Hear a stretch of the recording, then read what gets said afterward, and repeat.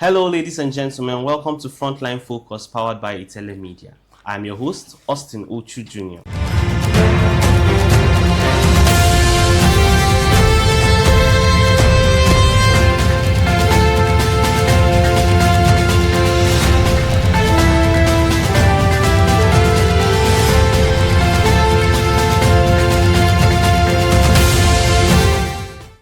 And today on the show, we'll be discussing the state of the nation, roadmap to 2027 general elections. You know, I'm not doing this alone. In the studio with me, I have a petroleum engineer, a youth advocate, and a public affairs analyst. You know how we do it here? We allow our guests to introduce themselves. So, can we meet you, sir? Yeah, thank you very much. My name is Abdullahi Muhammad, Okay. a petroleum and gas engineer by discipline and a youth advocate. Thank you very much for having me. Okay, Mr. Engineer Abdullahi. It's good to have you in the studio. Thank you so much. Yes, thank you so much for coming. And about the topic of the day, we would like to know your take. First things first, what do you think of the state of the nation? Well, firstly, before I begin, I will, with your indulgence and with your permission as the host of the program, Yes. if we can spare 30 seconds to pay respect to late President Muhammad Buhari. Certainly. Thank you.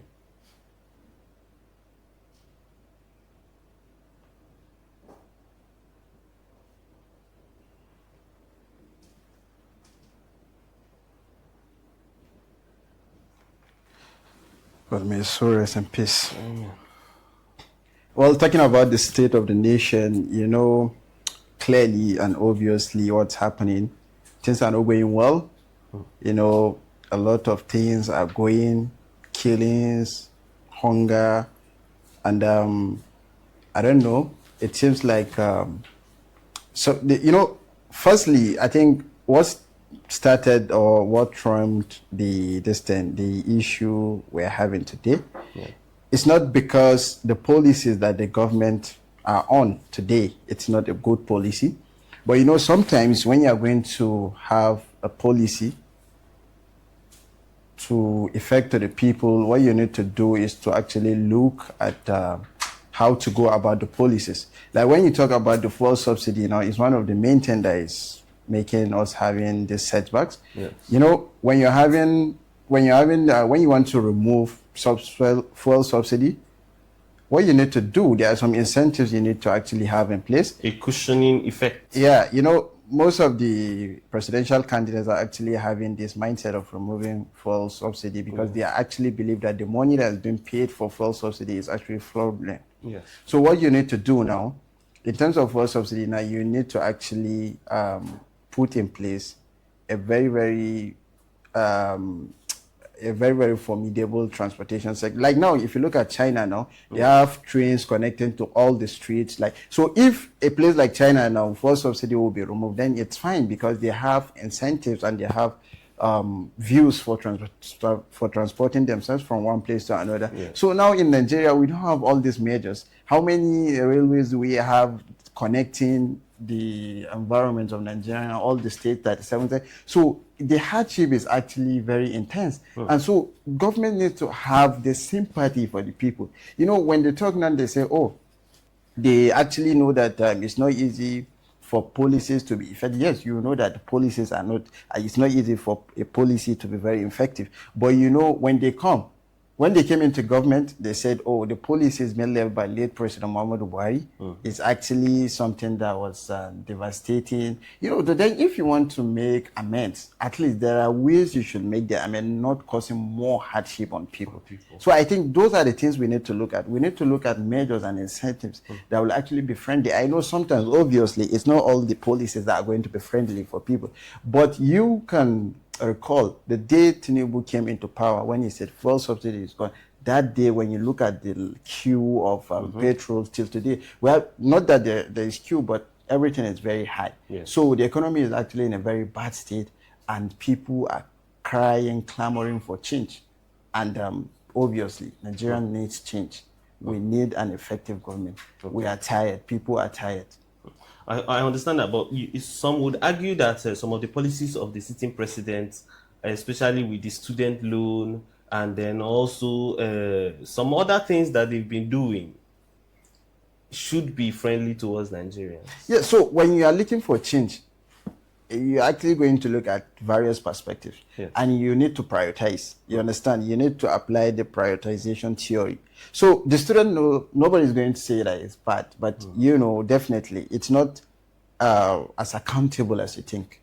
But definitely it's actually going to like help some. But didn't you hear some complaints where money have been sent and some students have not said, received. yeah, have not received it? Yes. So that is so unfortunate. You understand? So, and it's not about the student loan only. An eco-friendly environment matters. You know, you hear about killings in Benue State. It's Plateau every State, part every of part, because you know, Nigeria at this point. you hear people slaughtered and all that. At least peace of mind is another thing. You understand? It's not about giving money for student loan and all. Like just like the time that they were giving palliatives. You know, they were sharing palliatives. How much did they spend on palliatives? Those palliatives, I think you can empower the amount. You can empower like let's say 10 million Nigerians with 10 million naira each. You understand? They are rendering temporary solutions, not permanent solutions. Actually. You understand? So So if like trimming the problem. yeah, exactly, not really if you empower uprooting 10 it. million Nigerians with 10 million, I think it's actually a milestone. And then the 10 million Nigerian, the 10 Nigerian youths or 10 million Nigerian youths empower other people. And in that Definitely, way, it they can't work spreads. alone. They can't work alone. Those are the kind of solutions they should profile, not by sharing rice or this and that. Nigerians are tired of, imagine, people sold their wood with spaghetti. Now where the spaghetti are, they are the ones dying there, like complaining. So we need to be conscious. Okay. So, okay, all of this that has happened in the nation in the past, let's say 2 years since the general elections, how do you think it has shaped the atmosphere for the next election? Well, I think they said seeing is believing. So anybody staying in Nigeria, at least by now, you should have feel it. Even the poor, the rich, middle class, One would everybody. argue there is no more middle class in Nigeria. Enter, certainly, maybe due to the obvious theories that Yes. have been related currently. So if they say so, I won't argue. But okay, we have the poor and the rich. But even the rich people are feeling it. Exactly. Because the way you will get accessible to them, let's say the way money goes very easily before and now is actually different. So everything is very hard. And not because the money is not there, but because if you are buying something at the rate of 200 naira, now you get it at the rate of 3,000 naira. So, you know, someone has to actually adjust. Yeah. So you see that there won't be a flow. Everybody will feel the heat. Definitely.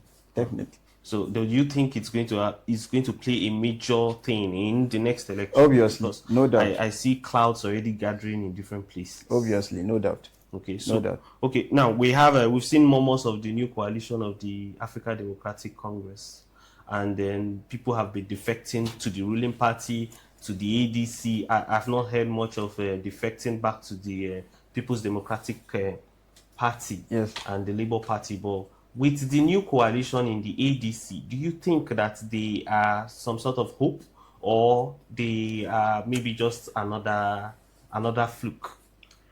No, you can't undermine the power of this coalition of ADC, because when you look at the people in the coalition, I think there are people that are actually very effective in politics. Just like Nasser El-Rufai, I could remember among the Nigerian governors that were with APC that time, he was one of those that stood firm that Tinubu must be the presidential candidate of the APC. People were saying, no, they don't like Tinubu and all that. He stood firm. Yes. But you can see all of a sudden, currently, El-Rufai is not with Tinubu. Okay, so the thing there, the question there is, what changed? Is it perhaps because he was not rewarded for the efforts that he put in the election, like in the government? Is it because his influence in the north was not rewarded? Well, you see, let me tell you something.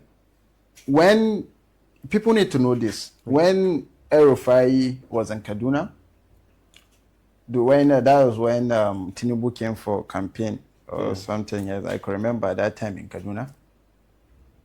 El-Rufai said after his governance, that is, after him being a governor of Kaduna State, he's going out just to continue with his PhD and all, you know, his business and all those. I could remember vividly. So he wasn't seeking public office. Yes, I could remember vividly. It was Tinubu that made him. He made him to promise Nigerians that he's not going anywhere. He's going to stay back. That is to stay back and receive ministerial position. Yes. I could remember vividly. President Tinubu said it. No doubt. No doubt. It's on camera. If we want to watch the video, we can get it instantly. So all of a sudden, El-Rufai was nominated for ministerial position. I think certainly it was supposed to be given a portfolio of Minister of Power and Gas. So he went for the screening. After screening, they could not clear him because of there was security. Yes. issues. And he came out boldly. I liked what he said because he made a point. He said, maybe God didn't allow him to be in the government that people will keep complaining, a government that will show incompetency and all. So he said maybe God actually protected him from that. Because if he was to be in the government, all this abuse, all this insult could have been laid. He is going to feel it also. Even as I'm talking to you also, I can even stretch some points on him. But you know, obviously now he's not in the government, you can't say anything. And if you can see very well, if you go to Kaduna State, you'll know that El-Rufai has a lot of impact. Yes, you will know that he has transformed Kaduna more than before, more than it is. I think he's a it's a workaholic, and you know, El-Rufai is a technocrat and he's a developmentalist. Okay, so if you think that he's so scourged by the APC and their performance so far, we have his protege, his son, as a member of the House of Representatives in the same All Progressive Congress. He's not looking to defect to the ADC. Also, we have David Mark, whose daughter too is a representative, still on the same platform. Do you think that if they believe that these people are not doing well, won't they use their influences to bring their proteges to this other side? Yeah, you know this thing now. You can never separate the relationship of a father and a son, or a daughter and a father. Yes. So I can tell you, someone like Bello El-Rufai, he knows the capacity of his dad. He mustn't go to ADC. You understand? Like, your political structure and that of your father might not be as the same as you think. So his father now has his own perspective of leaving the ADC, of leaving the APC to ADC. And him now, you can't say, oh, because my father just left, let me just... You understand? Him also is already having his own political force.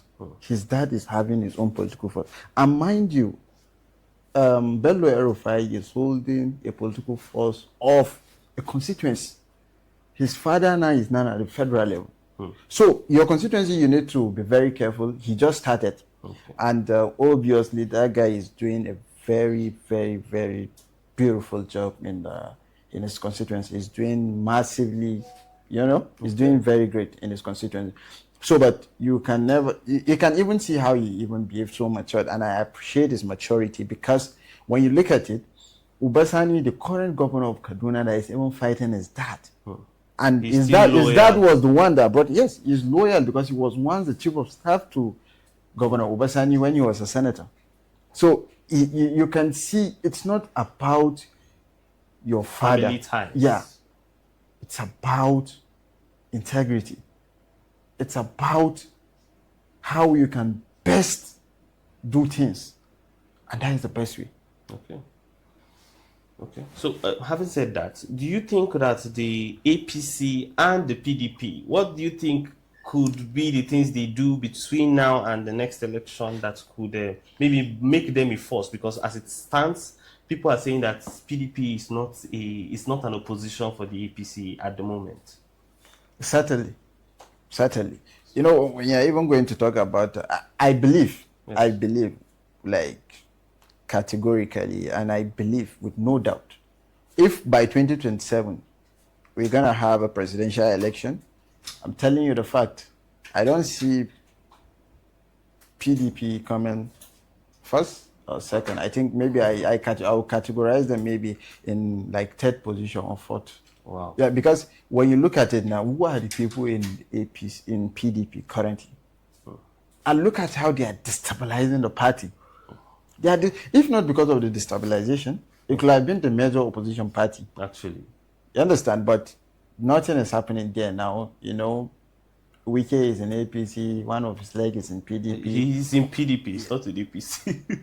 Well, PDAPC, I think, if I'm not, so that I'll actually say, I will actually justify the fact that he's still in PDP and APC. So, and he's a force in the PDP. Yes, and somehow he works for the ruling APC. Yes, obviously. So, you know, issues in the party, they just want to have the party. But no problem, 2027 will come and the Nigerians will actually show their dispute to the election. Do you think that between now and 2027, they are able to resolve and put themselves together? There won't be any resolve in PDP. I'm telling you the truth. Even with the governors that they have under their strong Listen, before then, I believe that the caterpillars are going to leave the party. Towards the ADC or the ruling party? Obviously, to the ADC. Okay. We will watch and see how that goes. Yeah. But in 2023, yes, the general election, we had an unprecedented youth rise in the governance process. We had a lot of youths, about 70%, come out to register and then also cast their votes. Yes. So between now and the 2027, do you think that anything has changed that might cause voter apathy for the youths? Well, what happened, I think, what happened like in 2027, I think it's going to be more of like a storm, like, you know, something we don't even expect at all. Like, there's a time that the youth have rise on to their right. And in fact, you know, in 2023, the voting capacity was even actually low. But I believe this 2027 is going to go higher, and the involvement of youth participation in politics and in governance will going to be going to be higher. Would you say it's because of the state of the nation right now? Yes, obviously. But people have said that this sitting government has involved youths, especially in the governing process. Well, if you say they involve youth, how many percent are you talking about? Is it up to, let's say, just to be fair now, is it up to like 50%? If it's not up to 50%, then forget about it. Because when you look at it, in every country, the most productive set of people are the youth. Definitely. That is like 70%. Yeah. Then you come to a governance. Those are the people with input. Those are the people with capabilities. Those are the people with vision. Yeah. So when you come to governance and you place 10% of it, then they are not ready to bring the youth. You need, when you want to have a good governance, then you should actually involve the youth very well, and also involve women in politics. You understand? Because women are even more than men when it comes to casting of votes. But when we get the votes, you see that they are left behind. Look at who are the ministers. Okay, who are the ministers currently in this government? Like, who are the ministers that you can point that are women? Obviously, even in the Senate, we have only 3 women representing. So is that democracy?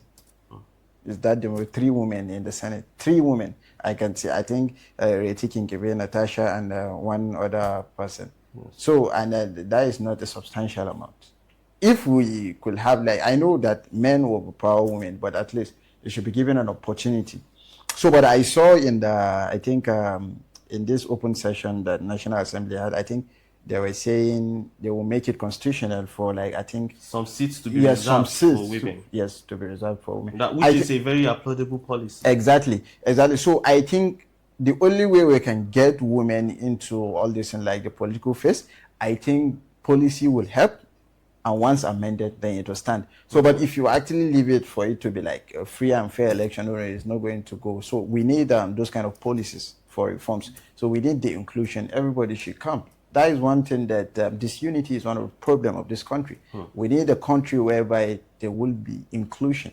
But now, currently, we're having exclusion. Okay. So definitely, the storm that will come in 2027, I have no doubt, like, it's going to be an heated one. Okay. No matter, it's going to be competitive. Okay. Engineer, you talked about unity, and which leads me to my next question. What do you think about the influence of religion in choosing our leaders? Because we saw that in the 2023 election, it played a major role Yeah. in selecting who the presidential candidates across board Yeah. would be. And that is the problem of that. That is one of the problem. Our problem lies on religious leaders. Religious leaders are actually contributing to disunity of the country. You know, when you're talking of unity of the country, we need to set aside religious difference. But like just as a normal human being, even not even about religion or something, you understand? It's not actually good for someone to bring up something like. I could remember when I was sympathizing with President Buhari, someone very close to me. I'm telling you, like we're talking about okay, the hardship being caused by him, all this kind of. But I feel okay when someone dies, at least you should have a sense of sympathy to him. So I was talking. Someone was telling me that if he was a Christian, I couldn't have had this kind of sympathy. I said, come on, why will you bring? I told him, I criticized everything. I said, you can't, I don't like it when you bring about religion. And I said, that is our problem. It starts little. If we continue with this kind of situation and character, it's not going to be wise enough for us. It's not a good idea to actually bring religious.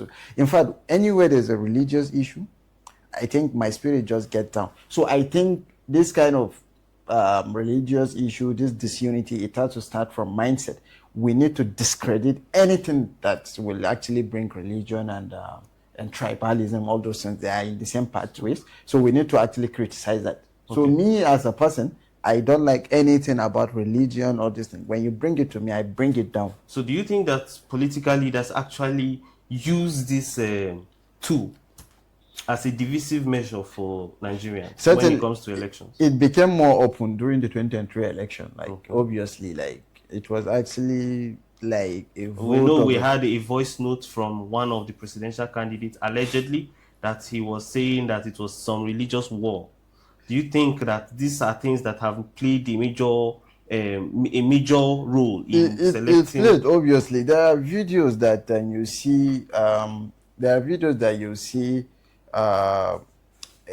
A Christian leader saying they should vote for a Christian candidate. There are videos that you see a Muslim religious leader saying they should. So all those things, it's not about that. We need sometimes, even though we want to talk about all this, we to actually have an insight to competency and to productivity of that leader. Okay. So those are the kind of things we need to be put in as a criteria to vote someone. But I believe that's why I said it's from mindset. We have to start doing these things with from our own end. So, but me, I believe I'm not going anybody I'm going to support politically. I know that yes, I've seen competency and I've seen capacity in that person. Okay, that's nice. So as we wrap up, we'd like to know your final message to Nigerians out there, especially on the state of the nation currently, what we can do to strive, and what your advice is for the 2027 general elections. Well, what I will tell Nigerians is by 2027, they should all come out with their full force to vote for the righteous candidates. And also, it shouldn't just be when they are talking about, let's say, when they are bringing out a movement to unseat someone due to, is it underperformance, due to, let it be a credible reason. Let them bring out a movement. If the current government did not change the way they are going with their policies, I will advise Nigerians, most especially the youth, to come out with a movement born out of frustration, fueled by hope, and driven by the sensitivity of rescuing Nigeria from the hands of government, people that don't even care about the feelings of the people. So I urge Nigerians, home and abroad, during the election period, they should come out, vote for competent leaders. This is not a time that we give excuse. This is not a time that we say, oh no. If we actually want to remove leaders that are incompetent, we have the tools, and the tools is for us to go and vote. That's why I always say there are no good or bad leaders, but informed and uninformed electorate, because it lies on us, we the electorates, we know the people, let's go and vote. And some people, because if we don't go and vote, how are we going to bring them out? So we don't have any right to complain if we are not going to go and vote. So, and I call on to my youth to rise on the occasion to fight for governance, And when they go there, not just for them to go there and sit on the seat, but to actually show a sense of capacity, show shaping the form of leadership that we have currently, and also to have a very deep effect to the people, because leadership is all about having impact on the lives of people and also have an impact in the life in your own self. So when you have, but the people are very much important, because you as a leader, you are the leading person there. So that is my message for Nigerian youth. Okay, thank you And very much, Nigerians at Engineer. large. Thank you so much. Thank you very much. So you've heard it all from our guest, Engineer Abdullahi Muhammad. He has been a gracious guest, and hopefully we'll be seeing him in the studio more often. So you've heard from him. For youth, you have to take charge and make sure that you are involved in the electoral process. Also to our leaders, to try as much as possible to think about us and put in cushioning factors for us so that this would be a bearable transition, especially as we move from the era of subsidy to an era of non-subsidy. This has been Frontline. Thank you for staying with us to the end of this show. We'll be seeing you next time with more informed and more entertaining topics. Thank you very much. It's your host, Austyn Ochu Jr. See you next time. Bye-bye.